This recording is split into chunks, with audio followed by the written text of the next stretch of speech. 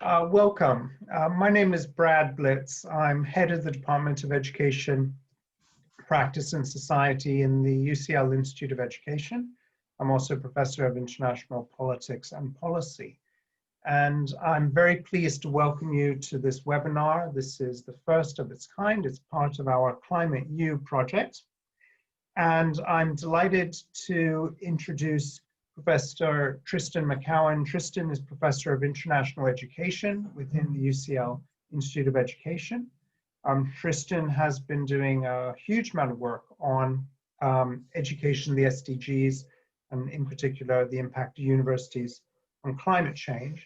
He's going to be speaking to that topic based on the working paper, which I believe has been shared with all of you, and which is also accessible from a link which will be put in the chat function. And following his presentation around 20 minutes, we're going to turn to Professor Fatima Denton, who's director of the UN University, and she will respond to the substance of his presentation. So with that, I'd like to hand over to Tristan, and may I please ask everyone to mute themselves. There'll be an opportunity for questions and answers when you can unmute. But for now, I'm going to hand over to Tristan. Thank you very much. Thank you so much, Brad. It's a great pleasure to be here. Thank you for chairing, and thank you in advance to Fatima for your response. It's a huge pleasure to be here. This is the first webinar in the series for our project, Transforming Universities for a Changing Climate. It's a project that involves 5 countries, the UK, Mozambique, Kenya, Brazil, and Fiji. And the project is looking at locally generated innovations through participatory action research to address climate change. So it's a collective project. And we've set up this webinar series to launch our working papers as they come out and to engage all of you in debate on what I hope you agree with us are crucial issues for today. The COVID pandemic, of course, has had a strong impact on our research. It's meant that we've had to alter a lot of our activities. It's also posed some crucial questions for us about how we deal with these global emergencies, which include climate change. So why this paper on the impact of universities?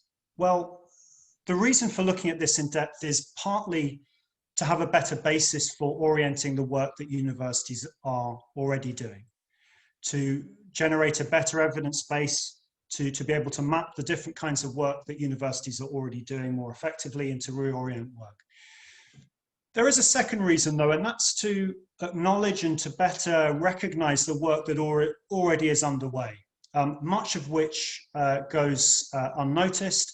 And here we're talking about not only the well-recognized institutions that come in the upper echelons of the rankings, including the Times Higher Education Impact Ranking, which looks specifically at the SDGs, but also universities that don't get that recognition, but are still, many of them based in resource-constrained contexts around the world, but still are doing extraordinary work to empower their local communities and make a bigger impact on these issues.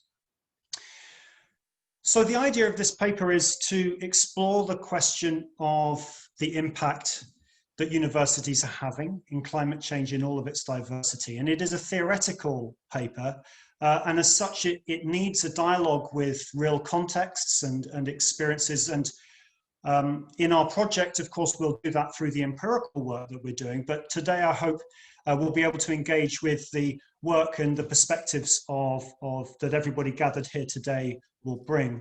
And it's important to emphasize that these working papers are supposed to launch debate. They're not the final word on the topic, of course. So we're looking to gather new perspectives on this as well. It's important to emphasize from the outset that I'm an educationist. I'm not an environmental scientist or a climatologist. And as such, I come at this from the perspective of the university. And I think to generate a rounded view, we need to bring together those different perspectives, engage with people from different disciplinary areas who can look at this from the different angles. Finally, a word on scope. In today's discussion, I won't be covering all of the aspects of importance on this topic. So, for example, pedagogy is a vital aspect of the engagement of any education institution with climate change. I won't be able to say very much about that, but that's an important issue. There's the whole question of political economy, the policies that are underway in higher education. I want to address those in full, but clearly they are an absolutely essential piece of the puzzle. So I'm looking at one aspect of this, and hopefully we will be able to join with others in the course of the discussion. So I'm going to share just a few slides now.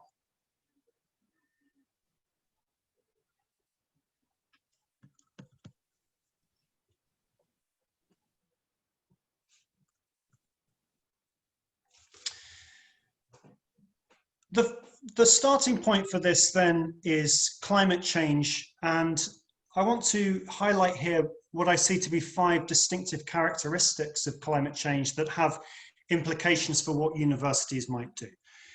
The first, of course, is that it is complex. It's a system that is non-linear. It's not one that's amenable to a straightforward technical fix, a once and for all. Climate is a system that has a number of feedback loops that might accelerate or dampen those processes, has elements of emergence and self-regulation and so forth. So it's a multifaceted system. It's a complex one. It's also a question that is contested, and it's controversial for a variety of reasons, not least of which whether the actual fact of anthropogenic global warming exists. And as you're all aware, there is a strong climate change denial or skeptic lobby funded by fossil fuel companies, and a large number of people who are very skeptical about the roots of this.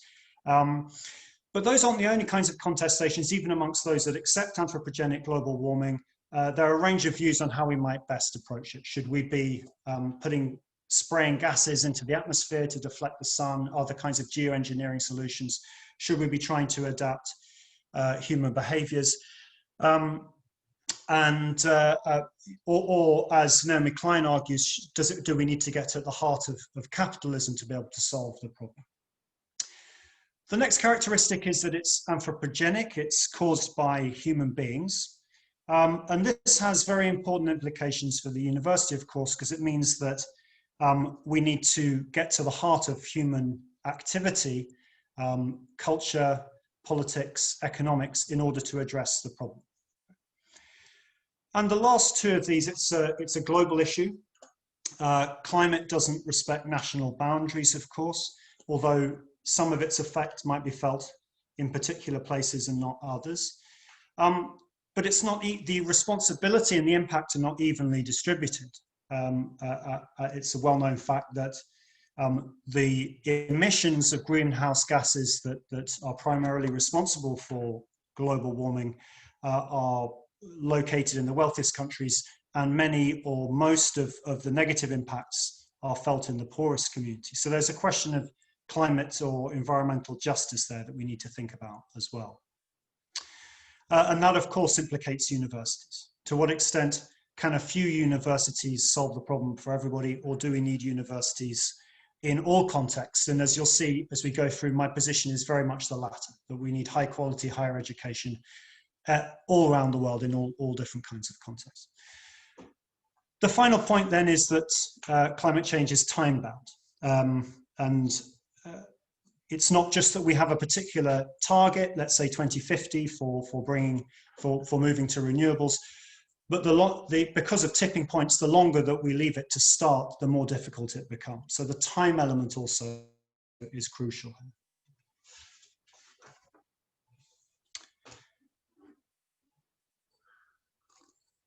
So we'll start by looking at the university as an institution. An initial distinction that I make when looking at the university and other educational institutions is between projective and expressive modes. So normally we think of schools and universities in what I call a projective mode, which is that they create things out themselves, either in time or space. So children learn things so that they can incorporate them into their subsequent lives and careers. University researchers create research that might be used outside the university and so forth. But we can also think about an expressive mode of education, and that is the dynamics within the institution itself. Universities are large communities in their own right.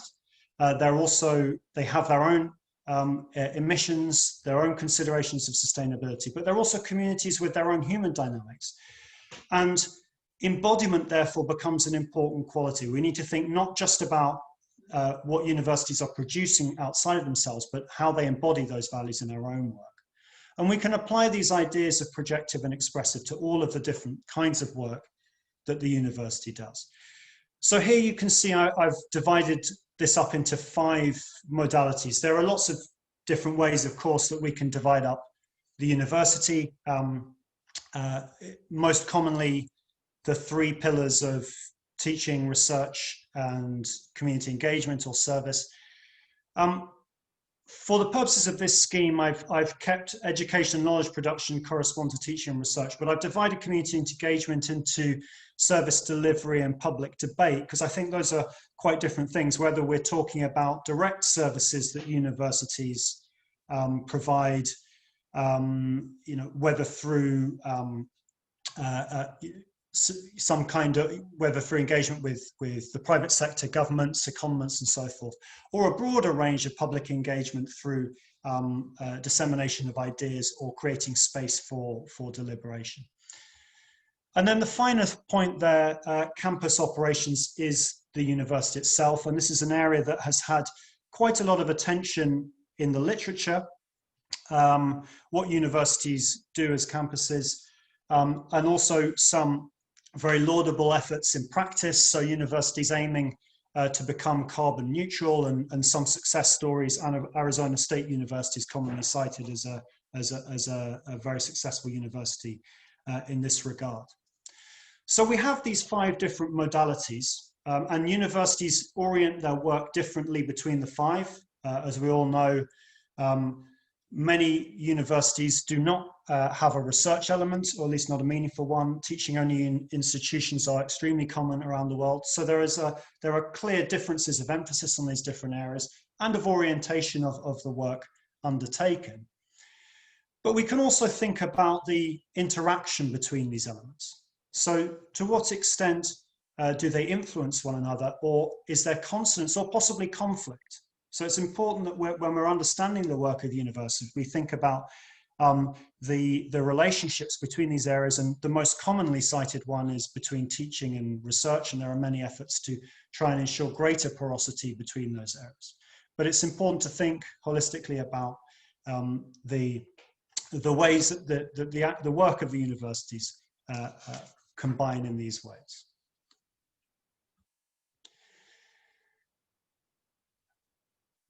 Starting with those 5 modalities, we can then look at the influence that they have on, well, if we go all the way to the right-hand side of this, on the ecosphere itself and climate.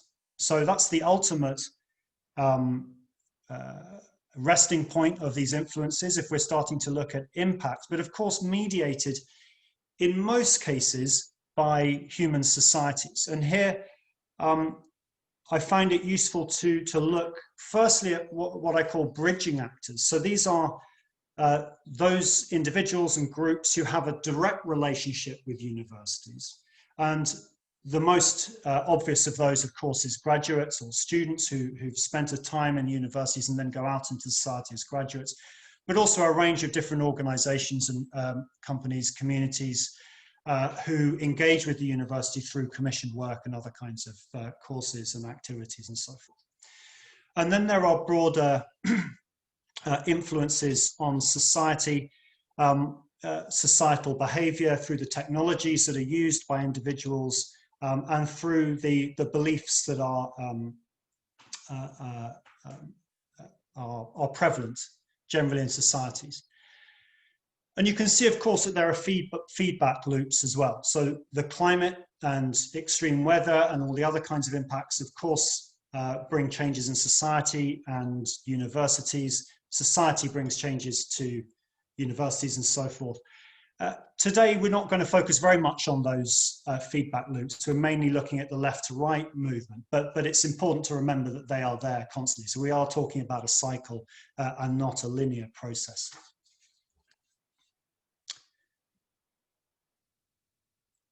What this represents are specific ways of moving between the stages in the previous. I'm sorry, it's a little bit hard to interpret this in isolation, but you can see there the university, bridging actors, society and ecosphere are the same as on the previous one.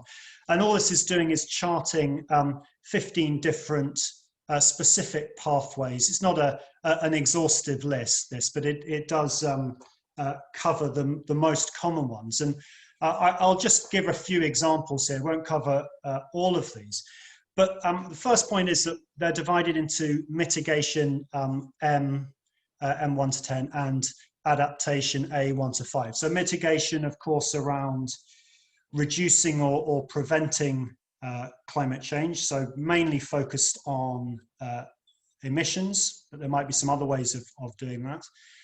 And adaptation of changing lifestyles and actions and practices in order to better adapt to that changing climate. These aren't mutually exclusive, of course.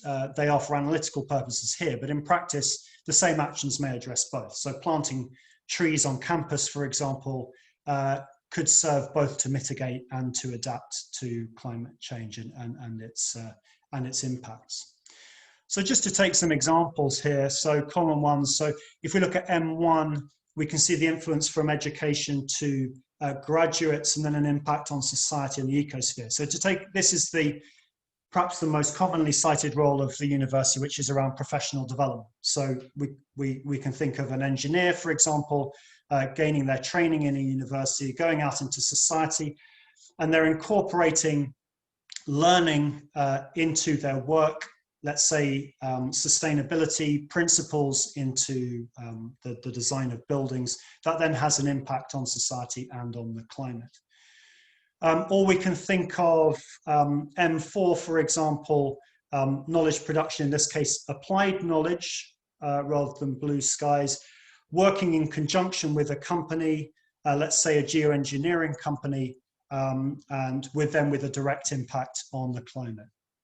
Or a campaigning type model. If we look at M8, we've got public engagement work or political mobilization work of university lecturers, putting pressure on government.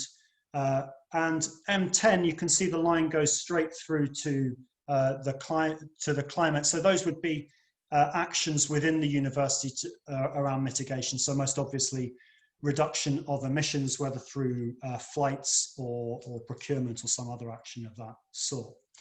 And to take an example from the adaptation pathways, we can look at A4, for example. It might be about providing a training course for local farmers in how to adapt to new crops for new weather conditions, for example. So it's important to highlight here that firstly, what this you can't see visually represented here are two things. Firstly, intensity. So how strong are these influences at the different stages? That's another thing that we need to take into account. That might vary considerably, and also will vary depending on whether we have a direct or more indirect influence. So the impact of university study on an individual is very, very intense. But the knock-on impact on the other people that she might come into contact with will be more diffuse, and on the climate more diffuse still, and so forth. We've also got an element here of time scale. So time elapses between these different stages, but in quite uneven ways. And that's another thing we need to think about in terms of the time delays. That's also a challenge for researchers, of course. And the attribution problem is severe when we're looking at the impact of university. Final point to make here, of course, is that these are these are unpredictable. We're not talking about obvious chemical reactions here. Anything that's to do with teaching or research is fairly serendipitous, and we can't always be absolutely sure of the outcomes. So to conclude then, some implications of this frame. So firstly, there are implications for the research that we carry out. I think it's clear that some aspects of the pathways that we've charted here are much better researched than others, and are easier to research than others. I mean, I suppose we can say given the butterfly effect, you know, the influences of any institution like a university on society and climate are so numerous, it would be impossible to gauge all of them. So we're really talking about the main impacts here. But even when we're focusing on the main impacts, many of them are very hard to research. For example, public engagement activities, the work of public intellectuals and so forth, extremely hard to chart. We have to be quite creative about these things. Others are much easier to research, and we need to be careful about only focusing on the ones in which it's easy to gather evidence. But this kind of chart can serve to map where we do have evidence, where we don't, what we need to research better. But of course also can tell us the areas in which universities are working hard and bringing results, and the areas where there has been less work. The areas of the literature that have the most publications around campus sustainability and the curriculum, other areas much less so. But there are some normative implications from this scheme as well. First is of which we need to think in a holistic way about all of these different modalities of work of the university, rather than focusing on some, and also the consonance between them, as I've mentioned. Also, we need to think about the global distribution of this work. So if it were only about blue skies research, it was only about a few technological advances, perhaps we could get away with the Ivy League universities functioning on overdrive and solving the problems for everybody. But unfortunately, that's not the case. Climate change is not that kind of issue. So we do need higher education systems in all contexts, fulfilling all of these functions. And that includes low-income contexts where in the international development landscape in previous decades, higher education has been viewed as something of a luxury, at least by international agencies. So though that needs to change, it's very important that we have high quality universities in all of those contexts. And finally, just to say that we've looked today very much from the perspective of the conventional university. We also need to keep our imagination open for the fact that we may need a new kind of institution to really achieve this. Certainly some, Kerry Facer, for example, has argued this in looking at what she calls worldview and foundational levels. And there've been many calls for a challenge to the whole epistemic and ontological basis of what universities do. So we also need to bear in mind that deeper level of transformation for universities. I'll finish my thoughts there, and I very much look forward to hearing your questions and comments in the discussion. Thank you very much.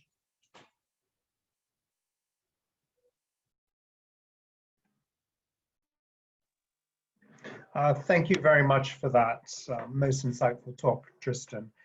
I think that at this point, it's particularly helpful that we can actually turn to someone who represents the think tank, someone who represents the voice of institutions that are set up to deal with this whole question of knowledge exchange, research uptake. Professor Fatima Denton is director of the Institute for Natural Resources in Africa. This is one of the UN University's institutes. And so we're going to turn to Fatima for her own reflections on Tristan's talk, and hopefully to share more knowledge about the ways in which universities and the production of knowledge around climate change can both help to mitigate some of the issues that Tristan raised, but also spread knowledge more broadly. So with that, I'm going to turn to you, Fatima. Thank you.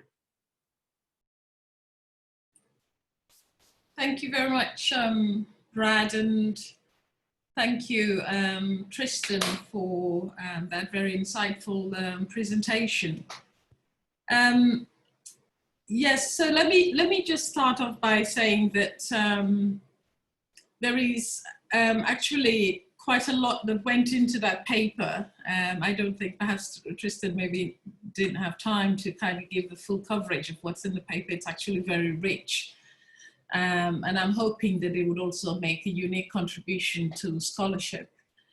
I wanted to sort of preface my own remarks by saying that we are actually witnessing, major shifts. Not least COVID-19 is one of those sort of disruptive, events that we're seeing. And I think that some of what Tristan was saying in terms of the role of the university in, relating that to climate change is an even bigger challenge now to see what types of partnerships can emerge, especially given the current sort of pandemic that we're facing, but how the university becomes an instrument and also an enabler of the kinds of partnerships that are necessary to solve some of these challenges. So in that sense, I'd say that the university as a birthplace of knowledge offers a very important space and a very important platform to basically think in an innovative way, to also contest knowledge, and to push back, I would say, in terms of a lot of the received wisdom.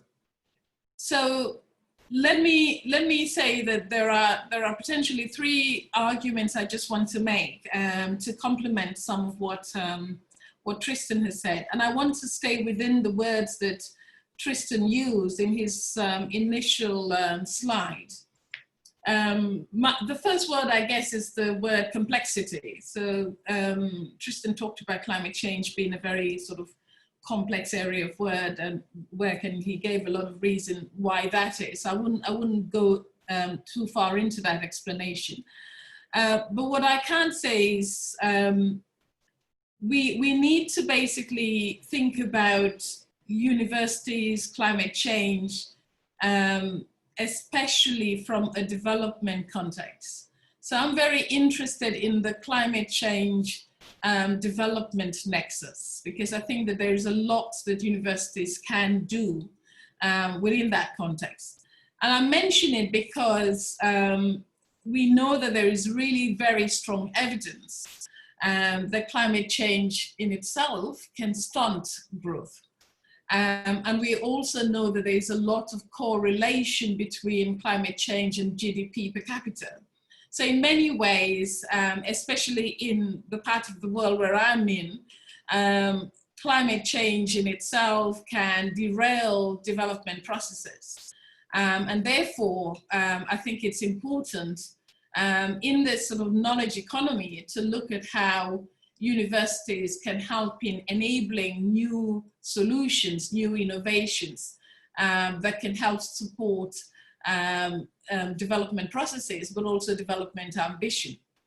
I think if I had one sort of contention with the paper, Kristen, is, at least from where I sit, it seems to me that, and I know you've mentioned the conceptual element of it, but it seems to me almost place or context neutral.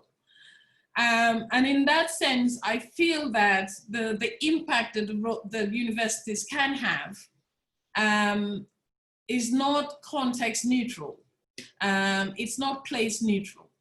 If I take your university, UCL, and University of Ghana, for instance, there are certain expectations in terms of these two universities and what they can produce, both in terms of knowledge, but also in terms of the developmental processes. I mean, in Ghana, for instance, University of Ghana would be quite useful to the government of Ghana if it's able to offer some very concrete pathways that the government of Ghana can take in terms of maybe climate change adaptation or even climate change mitigation. So the universities here and in the global south, to some extent, and I know this might sound like a bold statement, are not necessarily even allowed to be left alone in terms of the critical thinking that they produce. What they do has benefits, it has an impact. There is an expectation that they should also contribute to society, that science for humanity element becomes very important. And what they do in with specific issues like climate change matters. So rather than the government of Ghana sourcing support or solutions on climate change elsewhere, it would look directly to the University of Ghana. If there are problems related to climate change and urbanization and the government of Ghana is struggling with that, then the University of Ghana becomes a service provider in terms of ensuring that research is actually put into use. And that also helps government of Ghana in terms of some very clear pathways and policy directions in terms of how it's going to address some of these issues. So I wanted to say that there is a socio-economic value, there is even a cultural value where universities in the South are concerned, because they are in the front line and they're not well kitted. They don't have the ecosystem, they don't have the response capacity that other universities might have in the North. And so therefore there is a certain expectation that they would be able to address the problems related to climate change, and that this is not the sole responsibility of government. So I felt that in some ways there might be a bit of a nuance in terms of not all universities will behave differently or in a uniform manner, but there is a greater urgency between universities in the South than, in addressing these wicked problems than the universities in the North. So that element of the developmental value and how they can help support the immediacy of climate change, I think is very important. And Tristan, to borrow your words, I think in that sense, universities then in the South would have both a projective value in terms of producing graduates, as well as an expressive value in terms of being a lived experience of how these problems can be addressed, how these problems can be catered for, especially in terms of service to society. So that was my first point. My second point is, again, borrowing the word, a word that you use, is the contestation element. So basically, you mentioned that climate change is a polarizing issue, and it's largely contested. And that I think we see a lot of evidence of that. But I also feel that universities can basically have a role in terms of supporting society, supporting governments in developing this critical thinking, and therefore widening the debates that would allow for a pushback. There are several ways in which universities can push back. For instance, if I come back to the context of Africa, there is a sense, for instance, that many of the countries in Africa that are reliant on their hydrocarbon resources are going to be in a situation where they're going to find it difficult because of stranded assets. Now, universities in the South can basically push back on that to say, well, there is a carbon budget, and much of that carbon budget has been eaten into by universities, by countries in the North. So one way of pushing back would be to say, how can countries in the South maximize on maybe, developing their energy systems and being able to have a managed exit rather than, finding a way out of fossil fuel right now, because it's not in their best interest to do that. So there are ways in which universities can push back, but there are also ways in which universities can serve as an arbitrator. In other words, it's probably not and I'm going back to the African example, it's probably not in Africa's interest to basically just extract its hydrocarbon resources right now, because that might get the continent in a place where it's not able to come back and clean up later. So in this sense, I think that the universities do have a role to play where they can use political economy reasons, etc., but can actually advise their governments to say, it makes sense to think about urbanization, it makes sense to think about energy transition, it makes sense to think about population dynamics. And in that way, for the continent of Africa to get it right, and getting it right would mean that investment in an energy transition, rather than just basically continuing with hydrocarbon resources that might put the continent in further jeopardy. So those are ways that I think that university can have that dualized role of contestation on the one hand, but also in terms of just arbitrating in terms of the options that are there, so that it can actually advise governments on what the risks are and how to mediate against this risk. And my final point is the climate justice that Tristan talked about. I basically wanted to say here that, yes, it is, there is a huge problem of externality, climate change externalities. And there is a sense also that the university should not mirror this externality. What do I mean by that? Much of the leadership on climate research is been defined in the North. It's been sponsored by the North. And therefore, researchers in the South are basically not able to fund and not able to research on some of the core issues. If you take adaptation, for instance, where most countries would want to be, especially in Africa, the funding that is going into adaptation is way too small. So I see here that there is a necessity for some kind of partnership that would allow for sudden issues on climate change to not be left on the back burner.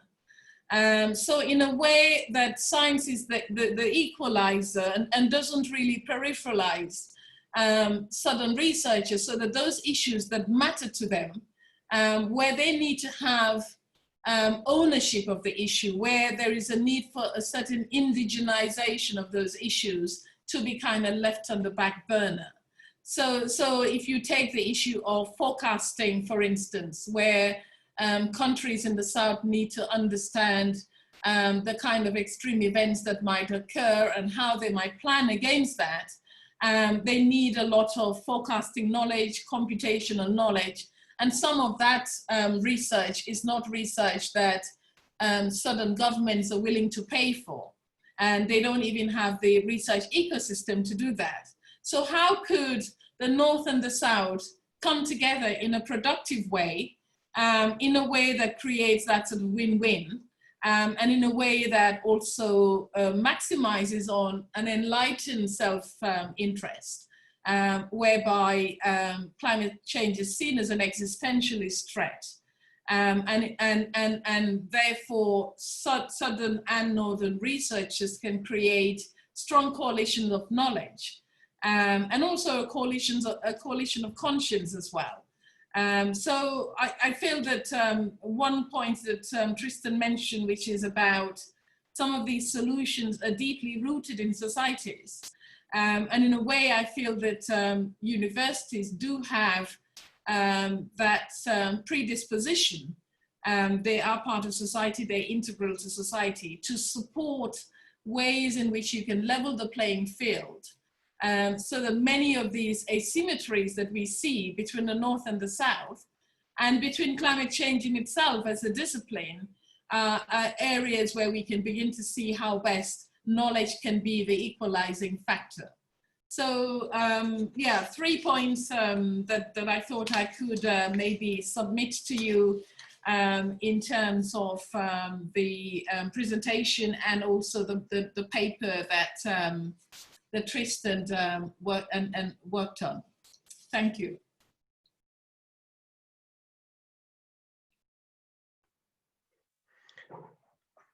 Thank you very much for those most helpful comments, Fatima. I mean, what I took from that, from your reply to Tristan, was first of all that universities are different, both in the North and in the South, and the responsibilities that are attached to universities also differ. So it's particularly interesting as you're talking about how universities may not only inform but advance knowledge in partnership with governments, and that universities, there's this culture whereby universities are seen as providing the social value. It's particularly telling as we in the United Kingdom reflect on the fact that the British government picks and chooses who to ignore. And we're in the middle of this pandemic, and specific knowledge, advice, and information has actually just been cast aside. It's just been actively ignored. And I think the argument about how universities can come together in terms of building transnational global coalitions to build capacity to address what is a global challenge using knowledge as an equalizing factor is really very powerful. And I think that's something which we'd like to explore further. We've already received some questions and comments, and you did provide some practical examples and illustrations. But some of the questions coming through are about how one might take this forward. What are some of the tools and strategies that universities can develop to mitigate not only the effects of climate change, but to build and sustain these social and political, with a small p, let's say, coalitions that you just mentioned, Fatima. So I'd like to turn to both you and to Tristan so that we can start to address some of the questions. If people have questions, they can put them in the chat or they can raise their hand, and hopefully make fairly succinct points. Thank you. So I'll tell you what, let's start with the first question that came through, which was, what are some of the methods and tools that one can use to evaluate adaptations, mitigation, and transformational challenges? So why don't we turn to you, Tristan, in the first instance to talk about some of the methodological tools that you can think about, and then we'll turn to Fatima. Sure, yeah. So there are a lot of methods and tools out there. I haven't done a systematic analysis of them, but there are certainly a lot of them. I mean, there's the STARS one, Sustainability Tracking Assessment and Rating System. There are various league tables of People and Planet, Green Metric, and the Times Higher one, which look at different aspects of this, and toolkits as well, Greening the University Toolkit. I think there are a lot of instruments out there that can help in these things. I think the general perspective is that most of them address only some of the areas that we're interested in here. So quite a lot around campus management and so forth, but not all of them. I mean, and not surprisingly, because it's quite hard for them to do aspects of what the university do.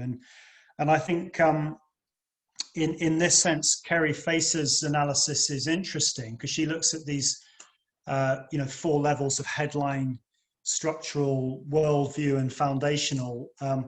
So getting ever deeper into the what sustains the project of the university. and thinking about how we might make superficial, I mean, I'm saying superficial, not saying that they're trivial, they're very, very important changes, but changes in terms of the external things, but also thinking about changes at the heart of the project of the knowledge project as well.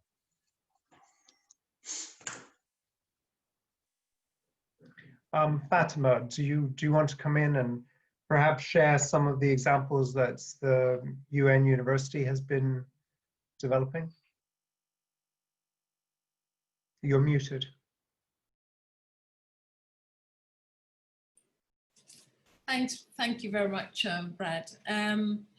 I'm trying to understand the question a bit. Are we asking about tools and methods in terms of understanding the transformational role that universities can play? Is that what the question is? Okay. Well, my sense is that perhaps I feel that most universities have a strategic vision. I think we need to start there.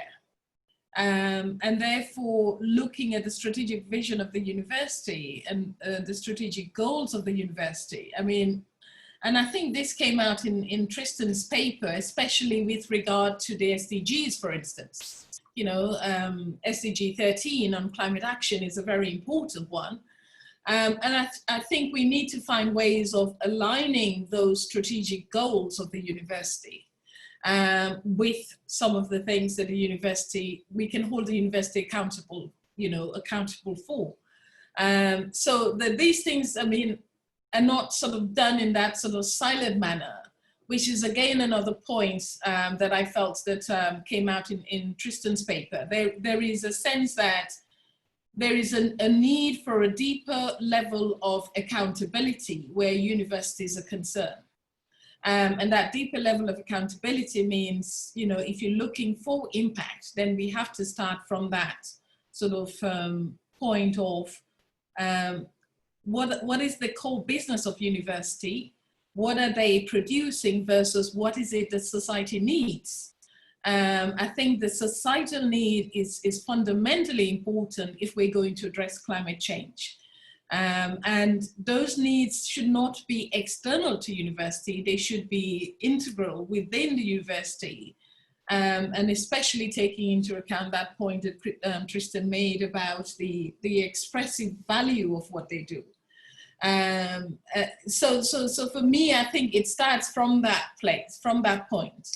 I think there are other ways that you can do it in terms of looking at some very concrete examples. If you take the nationally determined contributions, where every country has to decide on how they're going to address climate change, that is, again, is not neutral.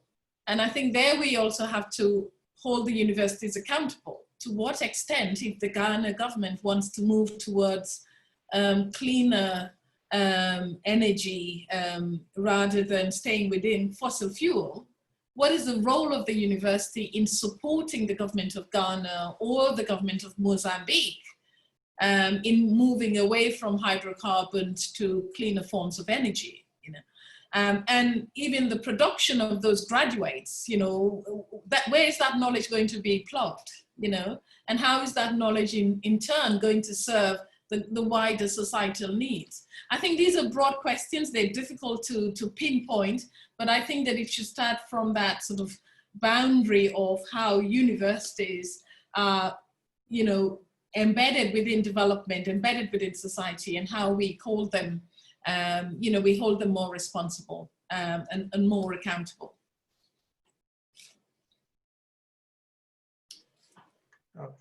Thank you very much for that comprehensive answer. We're going to ask if people would like to pose questions, but they'd like to raise them themselves, they can do so. They can put their hand up and they can actually voice them. In the meantime, I'm just going to pick up a few questions which appeared in the chat. The first was from Andrea Detmer and was on what are the key values of universities here in confronting climate change. I think we heard actually part of the answer just now.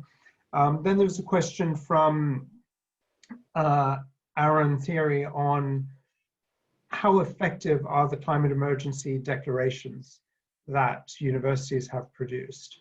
And I guess in this sense, what is the role of such declaratory statements? And the third relates to a point that Tristan mentioned really early on in his talk, which was about combating climate denial. And that is, what are the weapons that can be used to persuade and convince? So we've got three sort of different questions there. Wondering if you can have a go at them. So the first was on key values. Shall I go?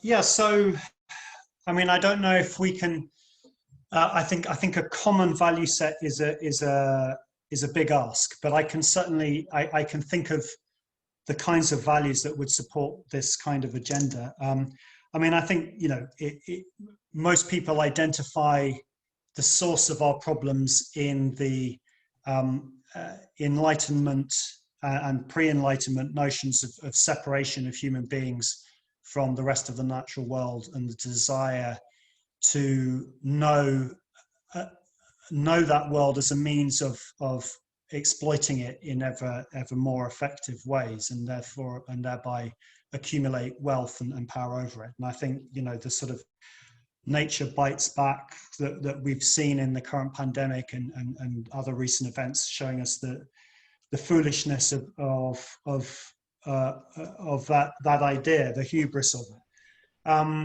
and, you know, the myth of economic growth and endless progress that goes with it. In terms of what might replace that value set, well, I mean, there are traditions, rich traditions all around the world that we can draw on. And I work a lot in Latin America, and one of the most talked about in Latin America at the moment is buen vivir, or good living, or originally from the Quechua idea of sumak kawsay, which is not exactly well-being, but it's a form of living which is good in the sense that of its harmony with other human beings and nature. So it's, you know, there are alternative worldviews that provide a value sets, and people also discuss Ubuntu in the context of Southern Africa, that can provide us with an alternative set of values that encourage us to cherish rather than to exploit. But I would make just one other comment, and that when we talking about values, I think as universities, you know, the urgency of the climate crisis does not mean that we cease to be universities. I think it's important to remember, you know, that university is not a kind of a machine for generating specific kinds of impact. It's an institution that's oriented around learning and understanding and scholarship and inquiry. And that there is something in the Humboldtian model that needs to be retained and cherished. Of course, it needs to be an institution that's closely linked in with the world, not isolated. We're not talking about ivory tower conceptions, but there are aspects of that traditional university, and of course not just the Western lineage university, but higher institutes of learning which have their traditions all around the world in many different cultures, that also need to be cherished. So perhaps just another point could make about values there. Do you want me to go on to the alt-right question and denial, or should we? Yeah, I mean, I think that's a really interesting one, because we're obviously seeing denial all over the world, and it'd be very interesting to see, you know, what strategies, well, the question was asked, what weapons do we have to persuade people? And of course, much of what we do is to open eyes and open minds as educators. So yes, there's an issue obviously around education here, but there's an explicit ideological element. So perhaps you can take a stab at that, and perhaps you can come in as well, Fatima. Well, just a word on that, and I I mean, my understanding of this is apart from the fact that I've had the dubious pleasure of trying to wade through various climate change denial books recently, which has been, I mean, interesting at times, but also quite tiresome and distressing as well. I mean, people who analyze this, I've learned from, there's a book by George Marshall on this that's quite interesting, that, you know, this isn't really about information or evidence. I mean, of course, that plays a role, but what we're up against here is about, you know, groups, divisions, political divisions, and people affiliating to groups which protect a particular worldview. And these perspectives that fly in the face of most scientists and evidence are actually a way of asserting one's allegiance to that group. So what really matters there is the counterposed value set that has been created by political divides, you know, fostered by populism and the likes of Trump and so forth, who are exploiting, you know, creating a sense of opposition and a disenfranchised community that then uses this climate change denial as a badge of honor and as a membership of this group. So I think it goes a lot deeper than information and awareness.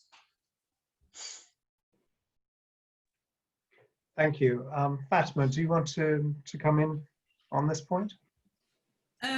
Okay, so on the sort of climate denial, I'd say denial comes in different forms. I think in the West it's, you know, and I don't necessarily want to sort of pit West against, you know, South here, but in the West, there's definitely a kind of whole fossil fuel industry that, you know, fuels and have an interest in seeing, you know, climate change as a non-problem.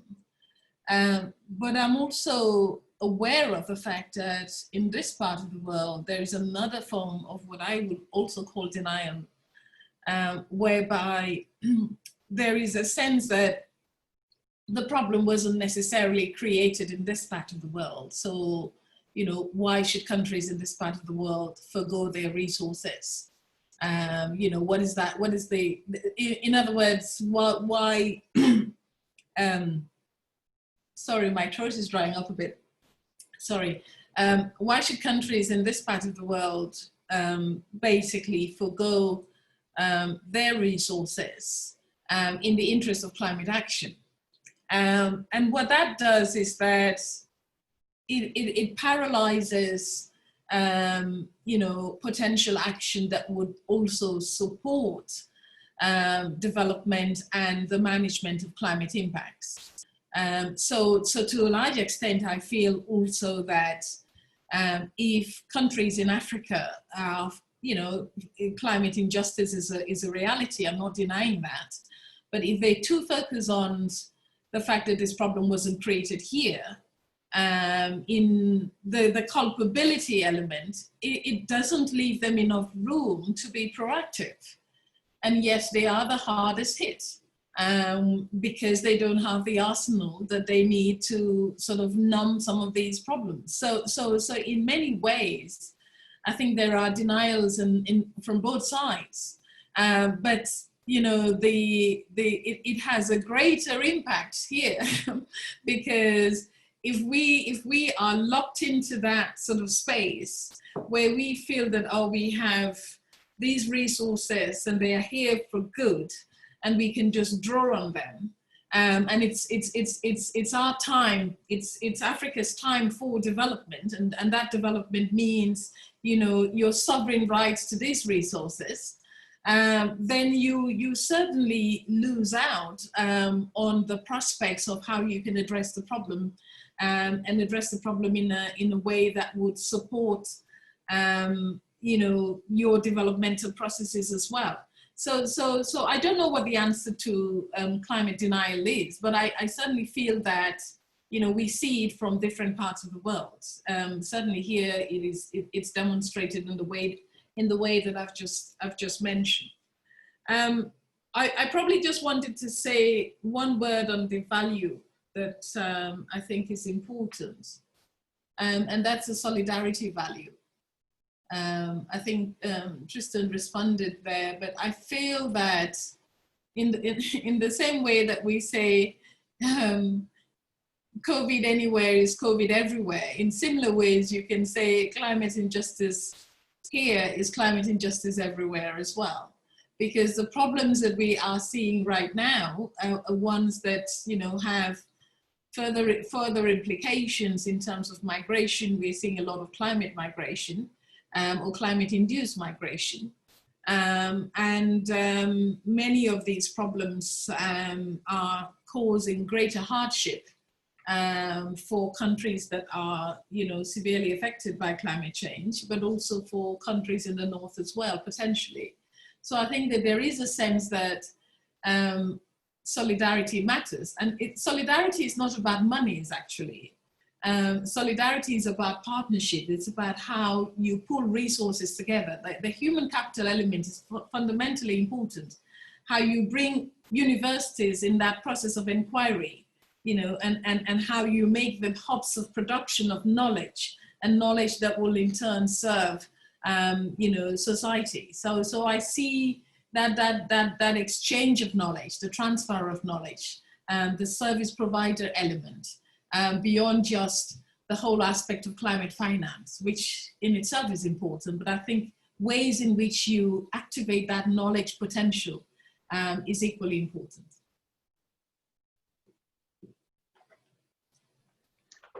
Thank you for that. I think, I mean, the issue of solidarity is really interesting because that is a term which is used in North-South discourse and European Union discourse in particular, for example. And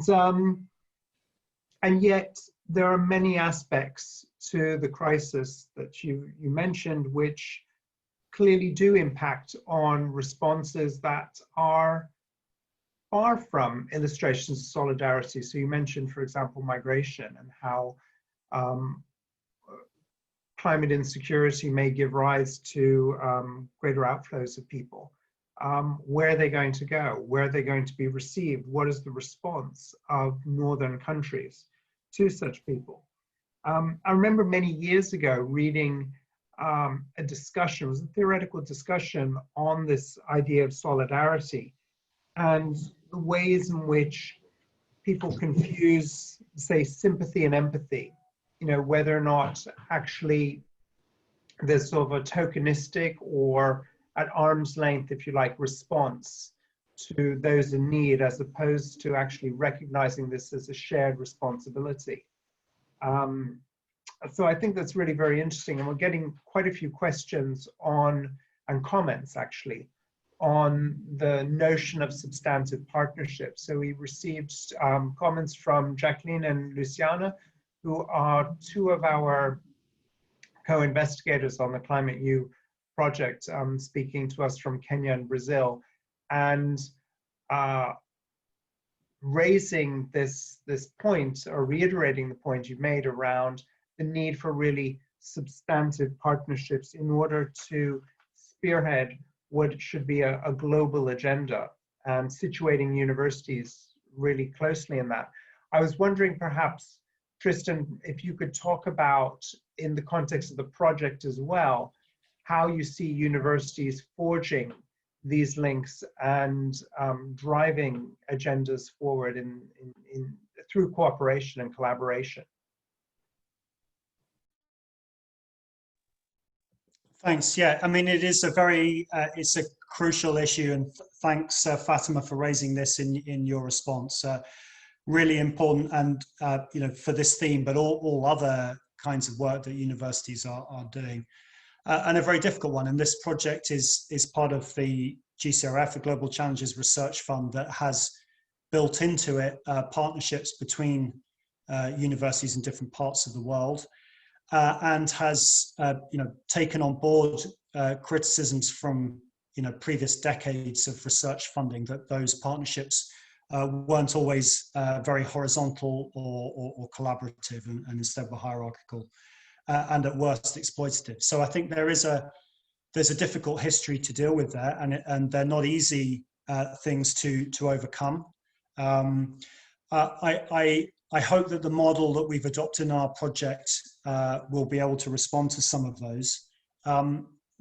What we're doing is that we've got 4 countries in the research. We have 3 universities in each of those, which are going to be implementing some kind of initiative via a participatory action research group. And it's those groups that are going to deliberate around the issues, decide on some kind of intervention, implement it, and evaluate it in conjunction with our local researchers, of course.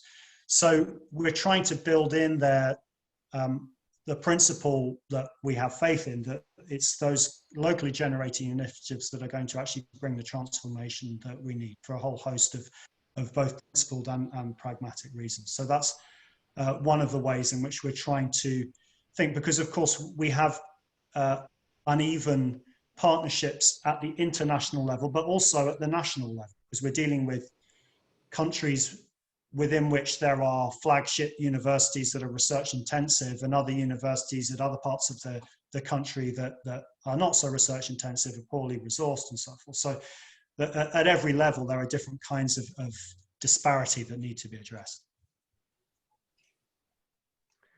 Thank you. And I think, you know, it's interesting because we talk about, for example, the Global Challenges Research Fund, which is presented as a participatory mechanism whereby universities in the global south can, can join in collaborative projects. It's fantastic that we do have partners in many countries, in Fiji, Brazil, Mozambique, Kenya.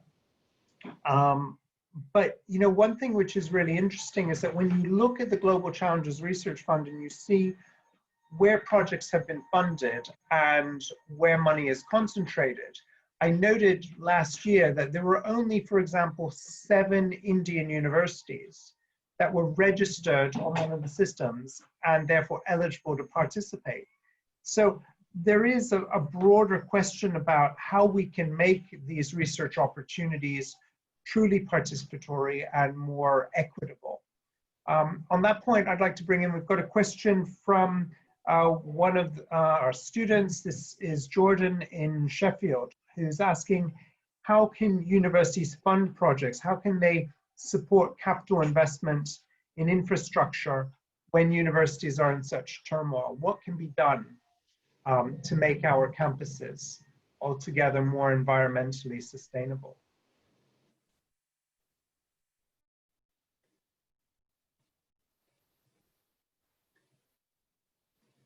So do either of you want to talk about that? Perhaps talk about what some of the universities in Africa, let's say, have done to develop greater sustainability?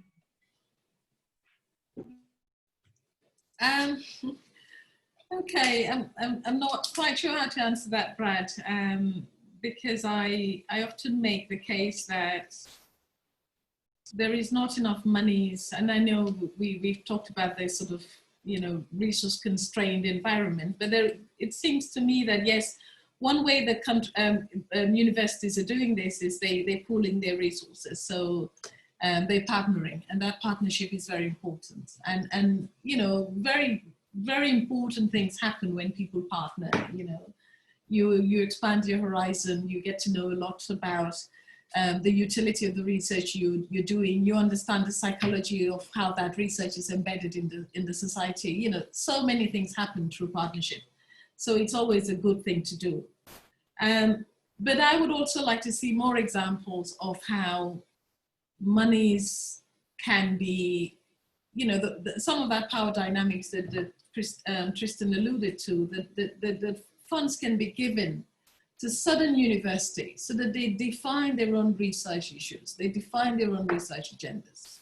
I think that for me, that's a fundamental problem, because, if I am a university that is a little bit more savvy, if I know how to write good proposals, if I know how to, which networks to tap into, then obviously I'm going to get as much funding as a university in the north, You know, I will be more clever at getting funds. But that means that a lot of other universities are kind of left high and dry because they don't simply have the tools. They don't have the networks that would allow them to take advantage of monies that they would need. And I think what also sometimes is not seen is that even for us, we spend a huge amount of time in these coalitions. We spend a huge amount of time in terms of developing proposals, managing consortiums, you know, trying to put ideas together. How do you do that? You know, getting CVs and all of those things. It means that you are doing all of that, but some of the core issues that you should be researching on you don't even have enough time to do that. You know, the immediacy of the monies that are there forces you to look towards those monies. And so a government that wants to look at how do you measure effective adaptation, you know, what is the future of hydrocarbon resources, you know? Is it natural gas tomorrow, or, you know, should you stick with fossil fuel? You don't have the luxury or the time to get into that type of resources because that's not where the interest is. And so we have to follow the monies. And so following the monies means that you are putting things on the back burner that matters to your society, that matters to your government, that matters to your university. So I think there should be some ways of basically defining the research agenda based on, and this is not to say that northern universities do not have a role. They can be part of that process because sometimes the formulation of this agenda matters. But I think it should be from the vantage point of those researchers, institutes, universities in the South that are wrestling with some of these problems. So to even the playing field a little bit, because otherwise we'll be forever running in the other direction, looking for monies and maybe ignoring some of the things that are of equal importance, if not more. Well, you know, one thing we haven't mentioned when discussing equalizing the playing field is the role of technology. Mm-hmm. Now, you are part of a university which is a really interesting model. It's sort of decentralized in many ways. You've got institutes that are connected. You've got a central university. One of our partners is also the University of the South Pacific, which is, again, it's a university that operates across multiple sites and uses technology to connect students and teachers and provide opportunities for learning. And of course, what's interesting is that, you know, the design was there from the very beginning. You know, the idea that we're going to use the technology to strengthen the links and build, make partnership an essential element here. I think that's, you know, that's really a very powerful example. We've got some questions which have come through about what are the roles that international research consortia can play in ensuring more equity and collaboration in global research. I mean, I think this does come to what you were saying, Fatima, that we need to talk about the role of the Global South in defining and designing their own research agendas. But perhaps you can pick upon some examples, some positive examples of equitable collaboration in the development of global research in your areas, Fatima and Tristan.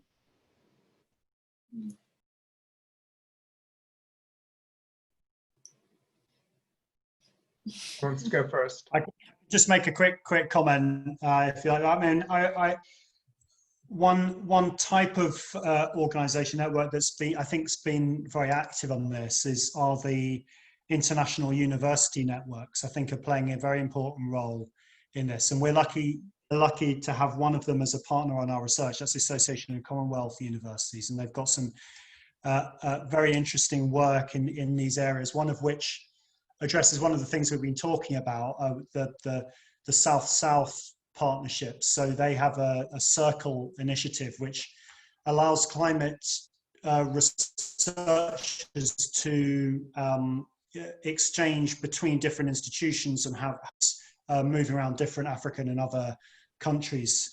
So that's just one example. And then the the Francophonie Association and also the International Association of Universities also quite active in using their networks to promote sustainability initiatives and research around the SDGs and climate change in different ways. So I think those are all really positive. I think the challenge that remains is how to engage other kinds of university in this action, because there are thousands and thousands of higher education institutions around the world, and not all of them fit the profile of universities that sign up to these global accords and associations. So I think it's trying to incorporate those other institutions in the mix is going to be a challenge.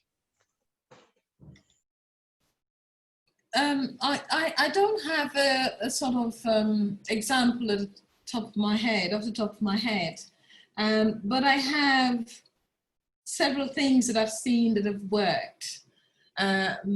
So I'll give you one example. I used to work for the International Development Research Center, IDRC. And at the time I was sort of managing the largest climate change adaptation program. And the idea was that you build capacity in the South, in African countries, mainly because of the fact that climate change was seen as a huge problem, and therefore having the planning and the predictive capacity to basically forestall some of these problems would be a good thing to have. So that research capacity, how was it done? You give grants to a number of research institutes that then go forward in terms of building their research capacity. But halfway through that project, one thing we did was we basically said, well, let's take researchers from northern institutions and some of the very eminent researchers in the north, and let's bring them together with researchers in Africa. So we can basically get a better sense of what are the main, what are the most urgent priorities in the South, in Africa. What came out of that was that even from a definitional perspective, if you take some of the key words in climate change like vulnerability, northern researchers and southern researchers had a very different take on how they define vulnerability. Northern researchers were looking at vulnerability, a starting point vulnerability, departure point vulnerability. They were making almost like there a different gradation of vulnerability. Whereas from a southern perspective, vulnerability was synonymous with poverty. There wasn't that sort of extension or ways of looking at vulnerability of whether you're starting from this point or that point. So I think what came out of that was you were able to see the empirical element of some of these issues, as well as some of the more conceptual elements, and basically that sort of contestation or the meeting point, because a lot of these issues were already framed. So many of the southern researchers felt that when they came to the agenda, these issues of there are two response strategies. There's adaptation, there's mitigation. But what is the extent of participation, or would southern researchers have a third way or third alternative? How do you basically contribute to that agenda or to those issues that have already been framed? So I think that then widened the space, elongated the space a little bit, and it allowed for knowledge to be seen from a different perspective than when they first started out. So I think that that's one very good way of, creating some kind of partnership. But I've also seen one way whereby you use the first year as a consultative year, where you basically just have a good sense of the extent of the problem. It's not meant to do any action, but you consult. That consultative year also helps you in terms of developing a map of influence. You identify who the main partners are and how you're going to use those partners towards the problems that you want to solve. I think when you do that in that sort of stepwise approach, you build a better productive partnership that enables the research outcomes to travel further than when you sort of stick with your assumption that this is how it's going to go. And then you find out when you get to the field that it's probably not going to go that way. So you know, I don't want to sort of take and keep talking for too long, but there are several ways in which you can make the production of knowledge more engaging, but also more impactful, both from North and South perspectives. That's very helpful. Thank you. We have a question here. It's an interesting one, which is, what do you think is missing on your proposed framework? What kinds of questions are most relevant asking, or relevant to ask? What should universities do? I guess, you know, what is still needed to feature on the agenda? It was from an anonymous attendee, so I can't read out their name. Okay, a very good question. I mean, I suppose probably the key thing is, from my perspective, is what Elaine Unterhalter and colleagues call conditions of possibility in higher education. So that's really, you know, because you know, what we're looking at here with these pathways is what you know, what might be happening or what we want to happen. Of course, that doesn't occur in a vacuum. And I think we have a situation in which there's you know, rhetorical support for sustainability and climate action in universities, but a context of higher education policy globally that to a large extent goes against it and makes it extremely difficult. And I think this links in with one of the other questions or comments in the chat about funding. So, you know, I mean, there's a global context of marketization of higher education, both through rapid expansion of for-profit higher education providers and marketization of public sectors and reduction of public funding, both of which make it extremely difficult to do these things. Probably not impossible, but extremely difficult. You know, for-profit providers are completely hand-to-mouth, especially if they are, you know, if they're responding to shareholders and so forth. They're simply not going to invest in any of these things unless there's an obvious kind of consumer demand benefit for it, which might be there. I know some universities see environmental work as being good for business, but I think it's going to be reduce our scope of action very considerably. You know, there's of course the international rankings and you know, what Simon Marginson calls the status competition in global higher education,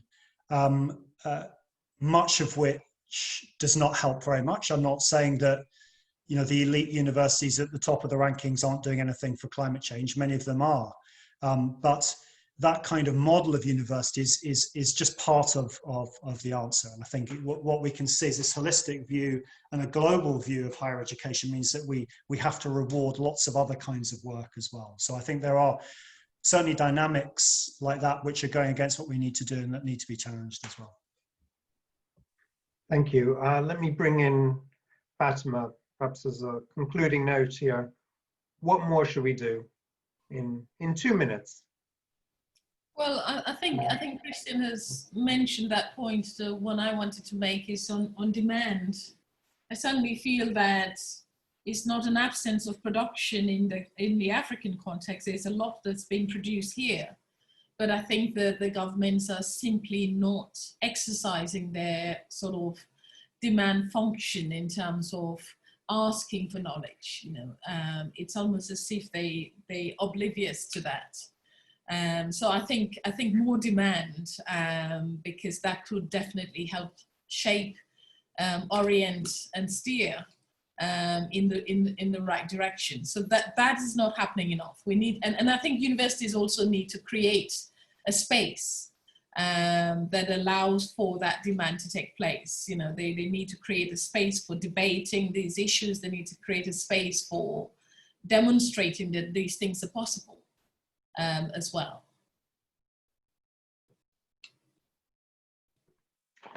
Thank you. Well, I think that's a wonderful note to end on, that we need to demonstrate what is possible.